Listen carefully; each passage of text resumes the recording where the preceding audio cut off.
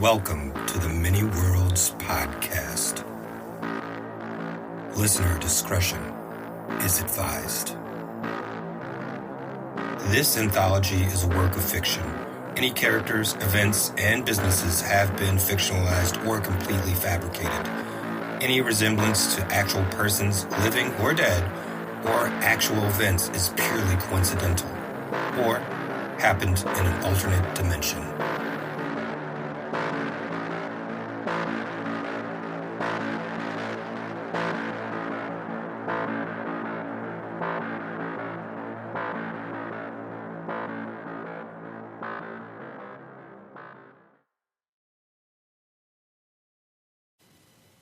There's a moment right before the world changes where you can feel the air turn sharp. A widening spiral, a pressure in the lungs, something old stretching awake in the dark. W.B. Yeats called it a rough beast slouching toward Bethlehem. Poor man had no idea. It wasn't heading for Bethlehem. It was coming for Blackwater. And every story has a point where the center stops holding. A singer on a festival stage, a monster in the alleys, and a man named Reggie who looked in the mirror and saw somebody else looking back. This is the second coming. Welcome to the Many Worlds Podcast.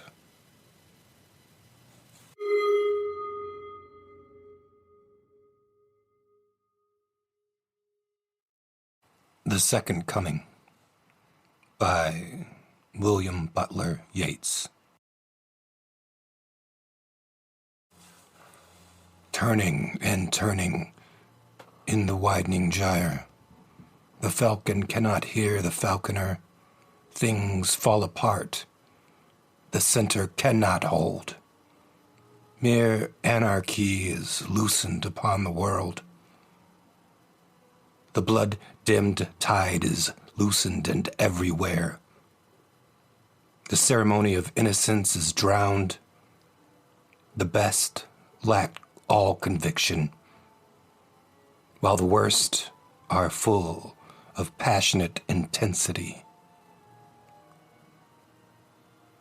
Surely some revelation is at hand. Surely the second coming is at hand. The second coming. Hardly are those words out when a vast image out of Spiritus Mundi troubles my sight. Somewhere in sands of desert, a shape with lion body and the head of a man, a gaze blank and pitiless as the sun is moving its slow thighs. While all about it, real shadows of indignant desert birds.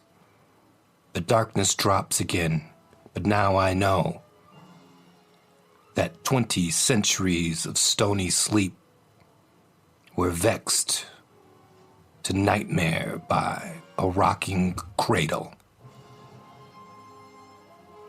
And what rough beast, its hour come round at last, slouches towards Bethlehem to be born?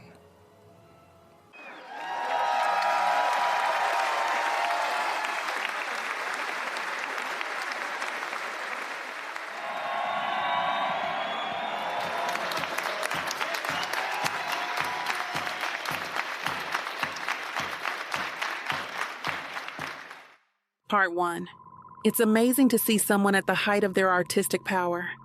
It casts a spell. Elias Crow. 2013 Bonnaroo Music Festival. Brie whipped her long brown hair as she belted out Shadowheart. She wore a white crop top and cut-off shorts, the roar of the crowd lifting her like smoke. Freddie, her guitar god, launched into his solo, while Cece, Brie's sister, pumped her fist to the pounding 808s. Everyone was electric. She sang, "I never believed in monsters. Till I touched your hand. Never thought I'd see real magic. Outside a sleight of hand, but you moved like a storm, and you burned like a curse. Hey, I know how to pick 'em. Couldn't do much worse."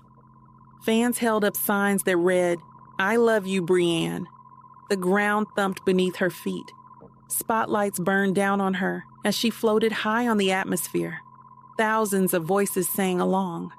In the distance, a Ferris wheel spun, its neon lights blinking against a purple-veiled sky. There were no threats on that stage, only the fans, her, and the band feeding each other in perpetual motion. You burn in black fire. No smoke, just light, like a midnight sun. In the heart of night, you didn't need chains, just a whisper, just a spark. And now I wear your memory, like ash in my heart. You're the spell I couldn't break, the name I still cry. My love, my death, my black fire in the sky. Brie pointed skyward, bouncing with the rhythm. The song had climbed to number 5 on the charts and still rising. She swept her hand toward the man who'd inspired it, her protector, her mystery, the bodyguard who had swept her off her feet. Galvin Wickham. Mason was there too. The fixer. A man who claimed he'd done terrible things on foreign soil, now applying those skills for Hollywood studios and music moguls. Melvin. Under the stage, a labyrinth of cables and steel columns hummed with power. Melvin stood in the dim, breathing in Brie's scent, feeling her voice vibrate through his bones, like a siren's call, like faith and destruction in equal measure. He'd written to her for years, through Facebook fan pages, her management in Hollywood, even letters to her mansion in Blackwater Falls. He'd seen her and the band perform over 100 times. His mother said it was unhealthy, that it set off his condition. That's when it would appear, the thing that swam out of the dark inside his mind. When Melvin looked in the mirror, he could see it behind his own reflection. The wicked grin too wide for his face. The unclean thing that turned its head and whispered back. He went to a lot of local shows. It liked the music, liked the scene in Blackwater. There was magic there. Old, dangerous magic. A good place to find others who could hear the same strange symphony. The one that played for the pale king without eyes. Seated on his throne while the flayed and broken cried in ecstasy and pain. That's where Melvin learned magic. It held his hand in the gloom, guiding him to draw symbols that could make him invisible. Convincing others he wasn't a threat, he made charms and relics for the desperate and the damned of Blackwater. They frightened him, but they knew him as one of their own. When he first saw Brie and her band play an underground venue called The Cave, he was smitten. He wrote in his journal, "I am smitten, and so is the voice. I hear it humming her tunes behind my eyes." Arcturus wants her beyond the gate, to sit and watch the theater amongst the ruins. It showed him the ritual of stones and cracked mirrors, the symbols etched into flesh, the liver of a stillborn child, and the blood of an artist. Melvin used his own. He filled sketchbooks and journals with drawings and sigils. Now, under the stage, he lit the circle. Sulfur, charcoal, blood. The malachite stones flared green, symbols etched in light. The cracked mirrors shimmered silver black as Melvin chanted words older than Earth itself. "That looks dangerous and stupid, Melvin," said a voice behind him. He turned. A large black man stood there, short beard, close-cropped hair. The bodyguard who kept getting in the way. Wickham. He was the one sleeping with Brie, Melvin could tell, just like all the others who said they were just friends. But he wouldn't let Brie be like that. It wouldn't let her be like that. He was going to open the gate, and then nothing could stop him. Not even this man with magic in his blood. "You're going to stop whatever it is you're doing right now," Wickham said, "and I promise I won't snap your damn kneecaps." "You don't understand. He needs to meet her. If I don't open the gate, if I'm not transformed, we'll all see the greatest show." "Look, Melvin, you've got 5 seconds." "I knew you'd be here," Melvin muttered. "Give me just a minute, it'll be all right. Then you won't have to be a lowly bodyguard." He drew a .38 special. "Damn, Melvin. You ever hear the joke about bringing a knife to a gunfight?" Wickham said. Melvin blinked, confused. And that's when Wickham flicked his Zippo open, pulled the heat from the flame, from the air itself, supercharging it and throwing it at Melvin. The man screamed as fire consumed him. Wickham's grin was humorless. "Put your hands up and step away," a voice shouted. Local police. Wickham raised his hands and let them take him. Outside, behind the stage, red and blue lights flashed as the crowd screamed for an encore. Brie took a drink of water, saw Wickham being led into the back of a cop car. She froze. They locked eyes. Then he was gone. She never saw him again. Aftermath. After the concert, everything happened at once. Mason was arguing with the chief to let Wickham go, explaining that he was a bodyguard protecting his client, that Melvin's injuries weren't his fault. The man must have touched an electrical line. Mason lied he had cut the line himself. What he had found afterward was a mound of charred flesh, the smell of ozone and smoke, magical stones, and something that felt like a crack in reality. Melvin probably wouldn't die, but he'd never walk again. Likely never talk either. One eye gone, melted from the heat. Burns over 65% of his body. Wickham sat in a holding cell. Never let it be said, Tennessee won't Tennessee. As he sat there, he felt it. Something pulling at him, gathering the magic in the room. He sucked his teeth, drew his knees to his chest, ready to flip the bed if he had to. Then it happened. The ground shook. Screams, cut off mid-breath. The sound of bodies falling, and laughter. Twisted, stupid, evil laughter. The cell door ripped off its hinges. Solid steel, torn clean away. In the doorway stood Julian. No, not Julian. Legion, the demon that rode his friend's body. "What took you so long?" Wickham asked, half grinning. "Thought maybe you'd forgotten me." Julian, Jules, as he'd once been, chuckled. Still him. Still the man under the demon. "I told you not to fuck with these Hollywood types," Julian said. "And they call us demons." Footsteps. Cursing. Mason appeared, jeans tight, shirt flashing the Japanese flag. "What the fuck, gal?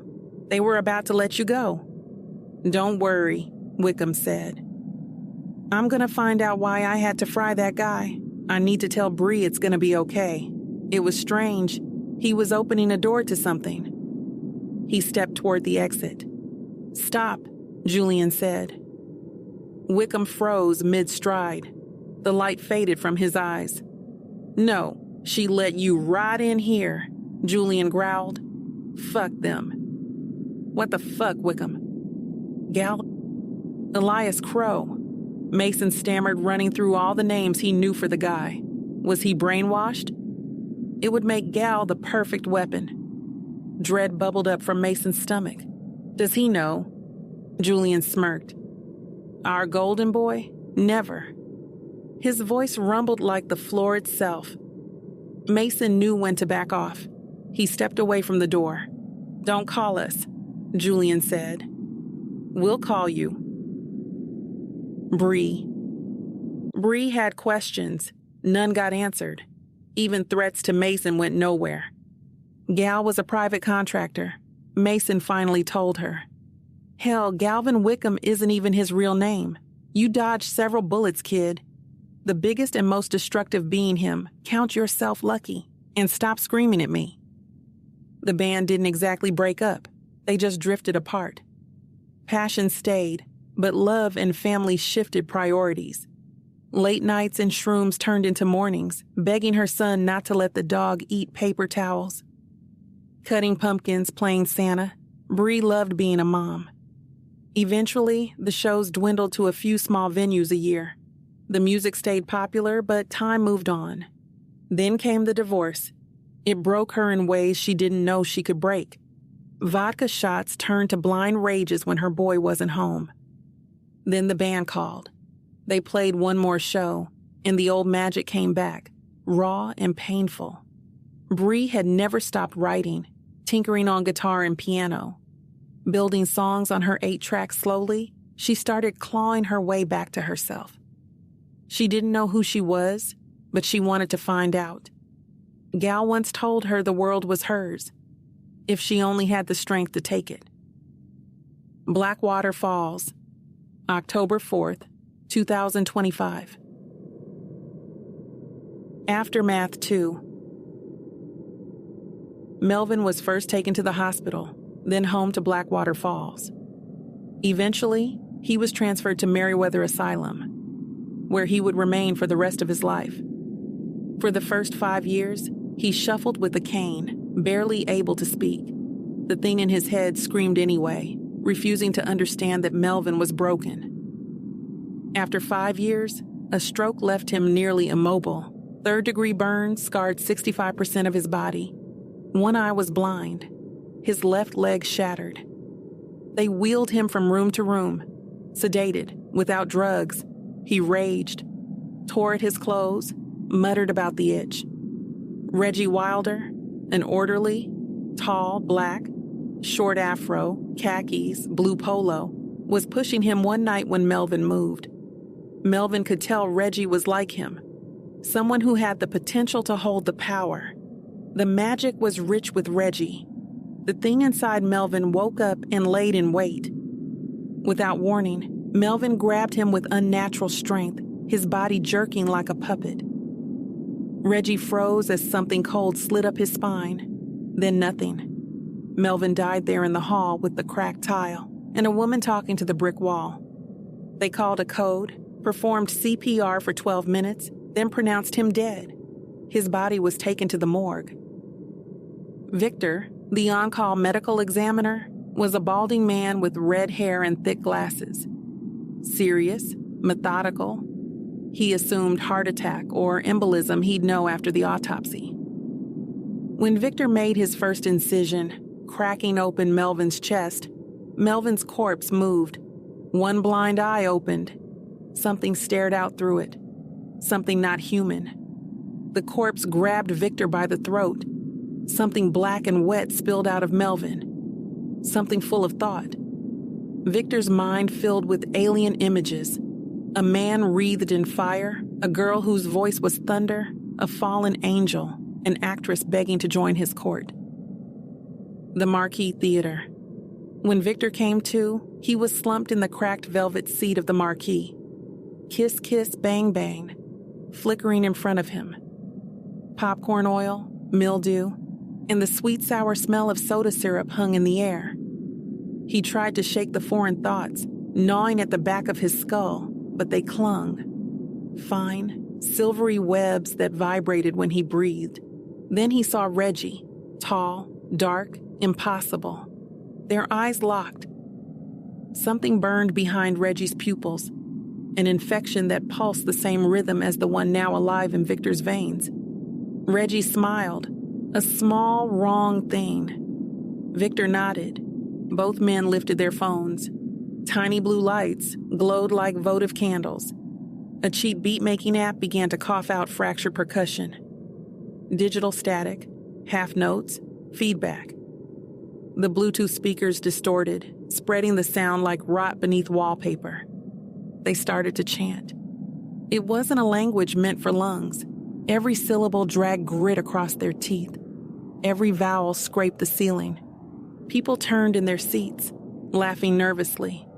Then the hum arrived. Low, steady, subterranean. And the projector's light bled outward until the whole screen shimmered like a fever dream. The room tightened. The rush hit. Chemical, ecstatic, wrong. Outside in the alley, Victor had already laid the stones. Smooth, black, humming. As the chant rose, they answered. Thin seams of light stitching themselves together until the circle closed. The hum deepened. Inside, the crowd swayed, a single organism breathing in time. The movie's image dissolved into white, then tore itself open. A vertical seam of light split the screen. From it came a bubbling wet sound, like a throat clearing the ocean, and the first gate opened. The hole was cathedral-sized, reality's own wound. Smoke, black, gray, living, poured through. Figures followed. Elegant silhouettes in 17th century finery. Skin white as wax. Mouths too wide and teeth too many. Their laughter was glass dragged over silk. A cold climbed the spines of the audience as tendrils of smoke coiled around their throats and slid down into their lungs. This was the power of the play. Then came the contortionist, limbs folded, unfolded, jointed where joints shouldn't be, a face flayed and pinned back like an autopsy demonstration. Somewhere deep inside that rift, a horn blew, long, mournful, inhuman. Everyone could feel the eyes of madness look upon them, pressed down with chaotic weight. Across the stage, stones of impossible geometry erupted, carved in runes that pulsed like heartbeats. From them drifted butterflies of darkness, fluttering motes that smeared the air, erasing color where they passed. Through that haze marched the armored ones, tall, skeletal, their black-green carapace etched in gold filigree, lances wicked as surgical tools. Behind them glided a woman in a white gown and a veil of black gauze, her voice opening in operatic bloom. 2 horns curved from her skull like a crown, and so began the Court of the Falling Star. Anyone who has witnessed this play has been fundamentally altered. The play, if play it was, lasted 22 minutes, long enough for horror to turn devotional, long enough for Reggie to welcome the power flooding him, fear and ecstasy twining through his body like wire. Victor's heart failed before the finale. He surrendered his life to the King of the Falling Star so Reggie could bring her, the singer, to sing the song and open the greater gate. In the back row, old Colleen McCoy tightened her gold crucifix around her neck until her windpipe collapsed. As her soul stepped free, she saw a blue and yellow door, the color of the house she'd loved as a girl. She opened it, pausing to glance back once more. The theater was no longer a theater. It was a feeding ground. A young man was forcing his arm down a middle-aged woman's throat. Above them drifted a halo of bluish-green light, trembling with stolen voices. If Colleen could have shivered, she would have. She made the sign of the cross, turned from the stage, and walked through her door, grateful she would never again hear the applause rising from that room. Intermission. Method acting. All things change roles. The actor forgets his name. The widening gyre opened and closed around Reggie like a pupil adjusting to light. He was standing at the bathroom sink, staring into the mirror. But what stared back wasn't reflection. It was response. He could hear his cells moving, rearranging. He was immaterial. The glass pulsed, stretched. Faces flickered across it. Hundreds of versions of him screaming, smiling, unspooling into color. He looked like a Munch sketch come to life, every mouth an open wound of sound. "The play's the thing," he whispered, "wherein I'll catch the conscience of the king." And he had seen it. The conscience of the king, black, endless, patient. Steam from the shower swelled around him. The air grew heavy, metallic. He felt the world tilt. Gravity became suggestion. His thoughts came apart like burned film. Reggie wasn't Reggie anymore. He was a storm-wearing skin, a chorus of hungers pulling through one mouth. The other side had hollowed him, carved him clean. Now it poured itself in. Bones creaked, twisted. His jaw elongated, then snapped back. The smell of hot iron filled the room. His skin blistered and tightened, bubbles rising under the surface, then bursting to reveal something too smooth, too deliberate. He dropped to the floor, convulsing on the lime green linoleum as the thing rearranged him joint by joint. Each crack of bone was a cue line, each scream an applause. He vomited a gout of black-red slurry that hissed when it touched the tile. When he looked up, the mirror had fogged completely. He wiped it clear, and the fog wiped him back. Behind the reflection spread the cosmos, a vault of colorless stars collapsing inward. Around the new face swirled a black halo of smoking cinders, dotted with dead embers, stars that had forgotten to shine. Above that, a crown of antlers, twisting like burnt coral. The bathroom walls peeled open like theater curtains, revealing a cold so absolute it hummed. From that depth came the lines, not spoken, but scored through him. Enter softly. Offer nothing named. Let the blade find the roll. We keep what you cannot bear. Curtain on the living. His name was Asterial, the hollow suitor of Arcturus, the lover of voices, the ruin of songs, thespian, paramour, parasite. No one can turn away the face of a love that promises to devour gently. Asterial leaned close to the mirror. The surface rippled once more and stilled. The face smiling back was Galvin Wickham's, perfect down to the scar on the lip and the weariness behind the eyes. Only the halo remained, faint and smoking above the reflection, like the afterimage of a dead star. He smiles in the mirror, having found his motivation. The role is cast, and the actor takes his mark.